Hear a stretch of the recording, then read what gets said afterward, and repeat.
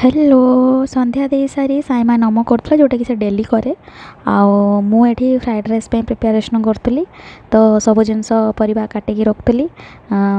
आज गेस्ट आसबार थिले तो तारी प्रिपेरेसन चलता एक्चुअली एवं पोस्टिंग टाइम चलती तो समस्तंकर आउ देखा हम न हम से लास्ट लंच हो डिनर हो आम सांगे कर चलती। तो तापर पनीर टिक्का करते देखो पनीर टिक्का मोर बहुत बढ़िया देखा जाऊँगी।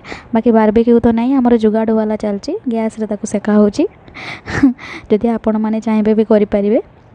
बाकी रसमलाई आनी बट रसमलाई मुझे बनई नी आनी बाहर ब्रोकली सालाड कराई आउे आमर पुदीना सॉरी धनिया टमाटो चटनी होता रायता होता आलू पराठा एगुड़ा सब होता। इप्सिता आसले तो साइमा बहुत खुशी हो जाए से देखिले। तो आज आमर दिनटा पूरा पूरा गपसप्रे कटिला बहुत भलरे कटिला। आपणकर केमिटी कटिला निश्चय जनइबे। जय जगन्नाथ।